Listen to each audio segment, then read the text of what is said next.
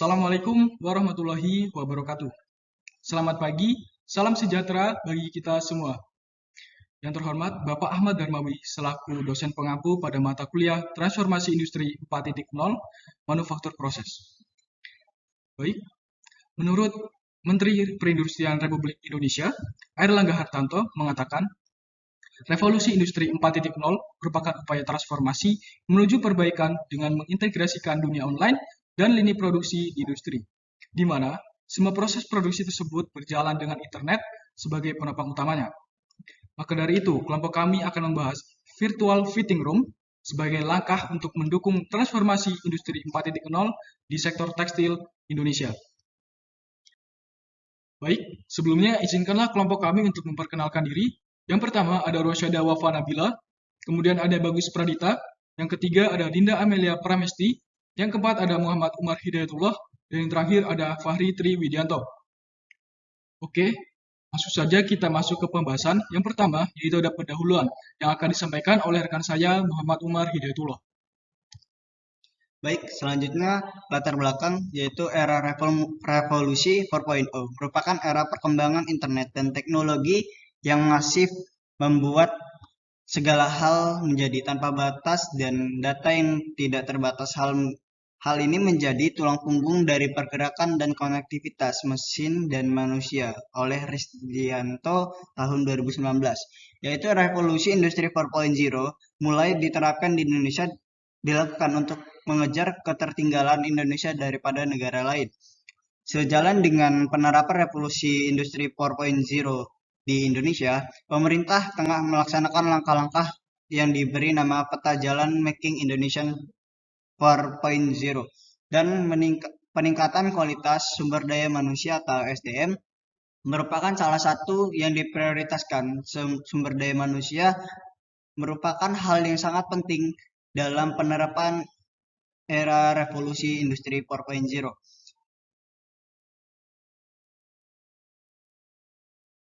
Perkembangan revolusi industri 4.0 ada 4. Yang pertama yang 1.0 yaitu mekanisasi proses produksi di industri secara mekanik menggunakan tenaga air dan uap. Lalu untuk 2.0 yaitu mekanisasi proses produksi di industri menggunakan energi listrik sehingga menghasilkan produksi massal. Lalu yang ketiga ada 3.0 mekanisasi proses produksi industri menggunakan elektronik dan tenaga dan teknologi informasi sehingga tercipta otomasi produksi. Yang terakhir adalah industri 4.0 mekanisasi proses produksi di industri menggunakan cyber physical system berbasis Internet of Things atau IoT. Selanjutnya akan dijelaskan oleh rekan saya Dinda Amelia Pramesti. Baik, yang selanjutnya yaitu strategi tekstil dan aparel. Pada industri tekstil dan pakaian, adopsi industri 4.0 diharapkan mampu mempertahankan dan meningkatkan daya saing di pasaran global. Untuk strategi tekstil dan aparel ada 4, yaitu 1. Meningkatkan kemampuan di sektor hulu. Fokus pada produksi serat kimiawi dan bahan pakaian dengan biaya yang lebih rendah dan berkualitas tinggi untuk meningkatkan daya saing di pasar global. Untuk yang kedua yaitu meningkatkan produktivitas manufaktur dan buruh melalui penerapan teknologi, optimalisasi lokasi pabrik, serta peningkatan keterampilan. Yang ketiga yaitu membangun kemampuan produksi fungsional clothing. Yang keempat yaitu meningkatkan skala ekonomi untuk memenuhi permintaan fungsional clothing yang terus berkembang, baik di pasar domestik maupun ekspor. Untuk yang selanjutnya, kita masuk ke pembahasan.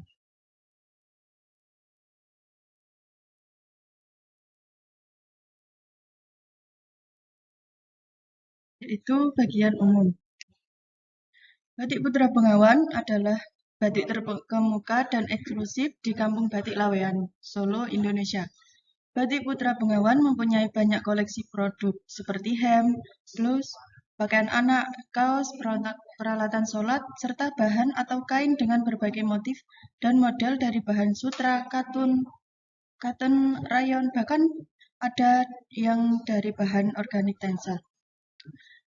Batik Putra Bengawan ini berdiri pada tahun 2009 dan hingga saat ini. Batik Putra Bengawan sudah dikenal oleh pencipta batik tanah air maupun mancanegara. Sebagai industri yang tergolong baru, Putra Bengawan harus bersaing dengan 50 lebih pengusaha yang ada di Laweyan. Pengusaha-pengusaha di Laweyan ini pun sudah lebih lama berdiri, bahkan ada yang sudah turun-temurun. Batik Putra Bengawan ini sebenarnya sudah mempunyai konsumen tetap, apalagi setelah dijadikan sebagai salah satu daerah tujuan wisata menyebabkan semakin banyaknya pengunjung yang datang. Dengan ketatnya persaingan di Kampung Batik Laweyan, tanpa mempunyai strategi yang baik, Batik Putra Bengawan akan sulit merebut pasar hingga perlu menerapkan strategi pemasaran yang tepat. Untuk yang selanjutnya yaitu lokasinya. Batik Putra Bengawan adalah salah satu IKM atau industri kecil menengah yang terletak di Kampung Batik Laweyan, tepatnya di Jalan Sidoluhur nomor 33 Laweyan, Solo, Jawa Tengah, Indonesia. Untuk yang selanjutnya akan dijelaskan oleh teman saya, Rosada Wafa Nabila. Bagian berikutnya adalah identifikasi masalah. Saat ini persaingan dalam dunia bisnis semakin ketat, baik dalam bidang manufaktur maupun jasa, sehingga produsen dituntut untuk selalu berinovasi dan mempunyai terobosan-terobosan baru. Begitu juga dengan industri batik yang merupakan salah satu bagian dari dunia bisnis. Tentu akan mengalami kondisi usaha yang dengan persaingan akan terus meningkat. Menurut data riset yang dilakukan oleh Smart Insight, sebesar 97% konsumen melakukan abandoned shopping purchase atau melakukan canceling pembelian dikarenakan oleh faktor convenience atau faktor kenyamanan. Faktor-faktor tersebut disebabkan oleh aktivitas-aktivitas tertentu yang kemudian mau tidak mau harus dilakukan. Contohnya, jika kita ingin membeli celana, kita harus memilih celana yang cocok, yang sesuai dengan ukuran tubuh kita, kemudian kita harus berjalan mencari fitting yang biasanya terletak jauh di samping pojok ruangan, lalu coba celananya, kemudian jika celana tersebut terlalu kecil atau terlalu besar, atau somehow kita tidak cocok dengan model celananya, kita harus balik lagi, mengambil celana, mencobanya, dan ternyata hal kecil tersebut bisa menjadi sebuah alasan yang cukup penting untuk pertimbangan bagi toko IKM atau UKM yang lain tentang kenyamanan yang dirasakan konsumen. Bahkan 66% dari 97% konsumen tersebut bersedia membayar lebih untuk memastikan mereka diberikan pelayanan yang senyaman mungkin. Dari riset tersebut juga menunjukkan hal-hal yang perlu diperhatikan oleh seller, yaitu 32% konsumen memilih kualitas produk, 30% konsumen memilih produk dengan harga yang murah, 13% konsumen memilih produk yang nyaman dipakai, 12% konsumen memilih membeli produk branded, 11% konsumen memilih semua brand atau tidak mementingkan baik itu produk yang terkenal atau tidak, dan faktor lain-lain sebesar 2%. Berdasarkan riset tadi juga dijabarkan jika 9 dari 10 orang utamakan kenyamanan dalam kegiatan jual beli, dengan hanya 6% yang menyatakan kenyamanan bukan hal yang penting. Untuk slide selanjutnya akan dijelaskan oleh Fahri Triwijaya. Baik, yang selanjutnya terkait proyek transformasi industri 4.0. Sebelumnya kami telah mendapatkan beberapa data mengenai kondisi toko di Batik Putra Bengawan, dan kami akan membandingkannya dengan kondisi seharusnya yang ada di industri 4.0 berdasarkan perbandingan. Yang pertama ada decision making konsumen atau keputusan konsumen untuk memilih suatu produk. Di Batik Putra Bengawan sendiri, waktu yang dibutuhkan lebih lama karena konsumen harus memilih dan mencoba produk yang sesuai keinginannya. Sedangkan di industri 4.0 menurut kelompok kami, konsumen seharusnya lebih cepat dalam menentukan produk yang dipilih. Untuk yang selanjutnya ada perbandingan mengenai tata ruang. Di Batik Putra Bengawan, ruangan penuh dengan berbagai macam produk. Sedangkan di industri 4.0 seharusnya produk hanya berupa sampel atau produk lain dapat ditampilkan dalam bentuk digital. Untuk selanjutnya ada mobilitas. Mobilitas ya adalah pergerakan seorang konsumen untuk mencari produk yang akan ia pilih. Itu di Batik Putra Pengawan masih banyak. Sedangkan di industri 4.0 seharusnya bisa dikurangi. Selanjutnya ada penggunaan sumber daya manusia. Di Batik Putra Pengawan itu masih terlalu banyak penggunaan sumber daya manusianya, sedangkan di industri 4.0 seharusnya sumber daya manusia bisa dikurangi. Nah, berdasarkan kondisi toko seperti yang telah disebutkan pada tabel sebelumnya, maka kelompok kami berupaya untuk menyelesaikan permasalahan yang ada di toko Batik Putra Pengawan dan menerapkan transformasi industri 4.0 yang berfokus pada pemasaran, khususnya pada pelayanan konsumen untuk mencapai kepuasan konsumen. Angka ini juga diambil untuk meningkatkan daya saing toko Batik Putra Pengawan dengan para pesaingnya. Kelompok kami memiliki ide sebagai solusi untuk menyelesaikan permasalahan yang ada pada toko Batik Putra Pengawan dan memanfaatkan teknologi Artificial Intelligence atau AI. Kami memanfaatkan teknologi tersebut untuk membuat sebuah fitting room virtual.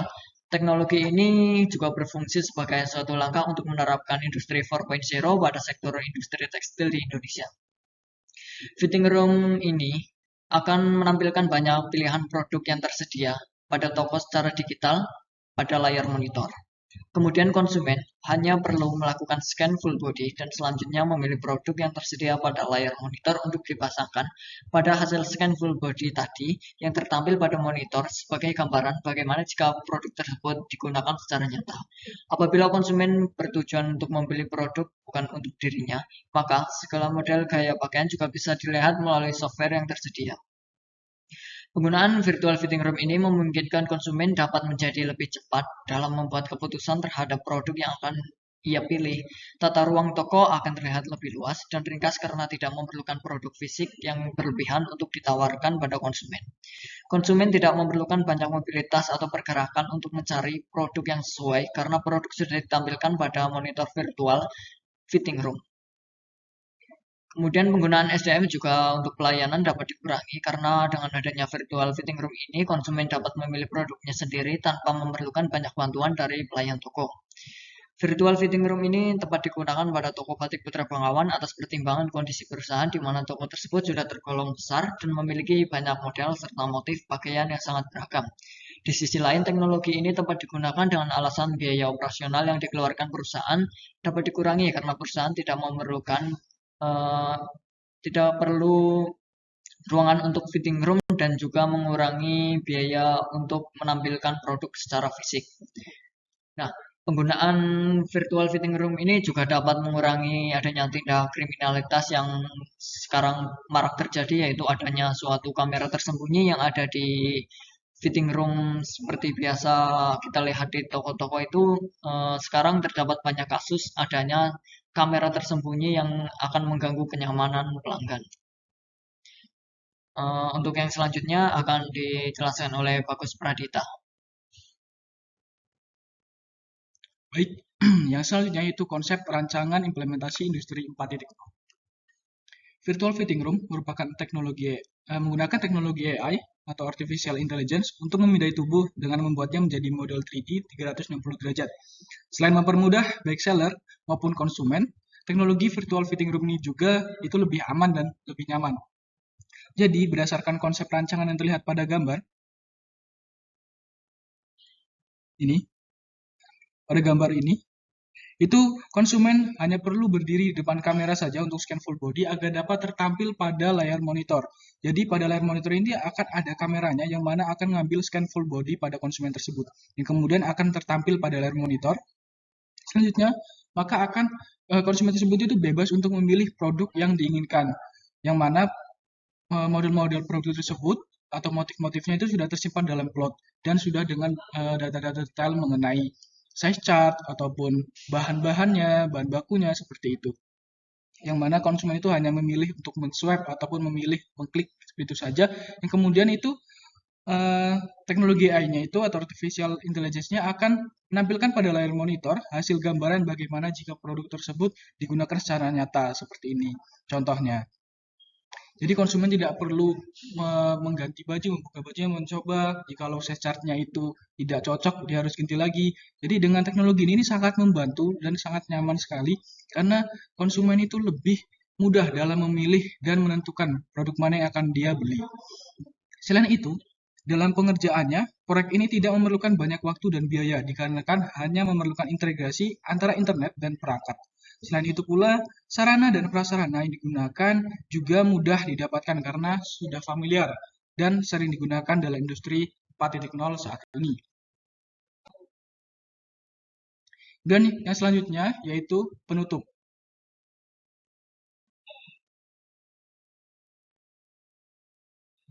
Baik, yang selanjutnya itu ada kesimpulan.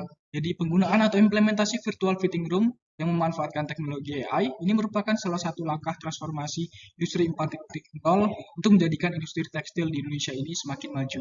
Sehingga industri tekstil yang ada di Indonesia ini tidak tertinggal oleh industri yang ada di luar negeri, tetap bisa mengikuti tren yang ada seperti itu.